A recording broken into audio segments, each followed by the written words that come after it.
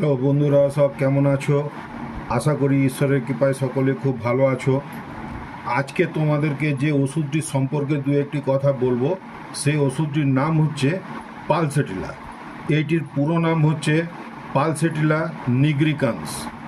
আশা করছি এই ওষুধটির short name pulsatilla, এটিও প্রত্যেকেই জানো, এবং পুরো নামটিও পালসেটিলা নিগ্রিকান্স, এটিও সবাই জানো, বিশেষত হোমিওপ্যাথিক যারা পড়াশোনা করছো বা হোমিওপ্যাথিক প্র্যাকটিশনাররা।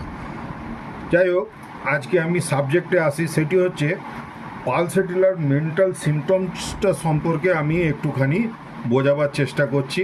আশা করছি ভিডিওটি দেখবে তোমরা এবং ভালো লাগবে, এবং এটির দ্বারা তোমাদের পালসেটিলা চিনে নিতে খুব সুবিধা হবে। কেননা আমাদের হোমিওপ্যাথিতে কিন্তু মেন্টাল সিমটমস হচ্ছে খুবই গুরুত্বপূর্ণ। এবারে টপিকসে ফিরছি। পালসেটিলার রোগী কিন্তু খুবই ভদ্র, নম্র, ধীর ও অভিমানী হয়। তাহলে প্রত্যেকটি ক্যারেক্টার খুবই ভালোভাবে পুঙ্খানুপুঙ্খ বুঝে নেবার চেষ্টা করো। তাহলে পালসেটিলার কি হচ্ছে, ভদ্র, খুবই ভদ্র স্বভাবের হবে, নম্র হবে, খুব ইজিলি মানে সে ডাউনওয়ার্ডস হয়ে যায় আর কি অন্যের কাছে। ধীর হয়, খুব ধীরে ধীরে কাজ করতে ভালোবাসে এবং কাজগুলি সঠিকভাবে করবার চেষ্টা করে। অভিমানী হয়, হঠাৎ করে তাকে যদি কোনো মানে সেন্টিমেন্টাল যাকে বলে, কোনো কিছু বলে টলে দিলে তার বিপক্ষের কথা হলে সে কিন্তু খুবই অভিমান করে ফেলে। দেহ ও মন দুটি খুব কোমল এবং নরম হয়। মনের পরিবর্তনের জন্য একটুতেই সে খুব কেঁদে আকুল হয়ে যেতে পারে। তার মানে মুডটা খুবই চেঞ্জেবল মুড থাকে, হঠাৎ কাঁদতে পারে, আবার হঠাৎ হেসে উঠতে পারে, এই ধরনের। আবার কখনো কখনো কিন্তু সে রেগেও যেতে পারে। খুব অল্প কারণে, খুব সামান্য কোনো কারণে তার চোখে জল চলে আসতে পারে।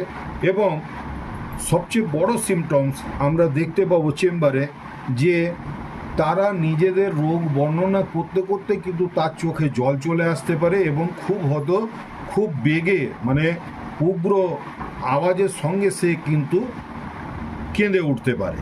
এইটি হচ্ছে খুব প্রমিনেন্ট সিমটমস। এবং এই ওষুধটি বলি হোমিওপ্যাথিক জগতে বিশেষত মহিলাদের জন্য এই ওষুধটি ব্যবহৃত হয়, খুব ভালো। এখানে বইয়ের ভাষায় বলতে গেলে উইপস ইজিলি, এটি লেখা থাকবে। কখনো কখনো সে আবার টিমিড হয়ে যেতে পারে, রেগেও যেতে পারে। ফিয়ার ইন ইভিনিং, অর্থাৎ সন্ধ্যের দিকটায় সে কিন্তু একটু ভয় পায়, বিশেষ করে ঘরেতে সে যদি একা থাকে। Fears in evening to be alone. Dark ghost, সে ভূতের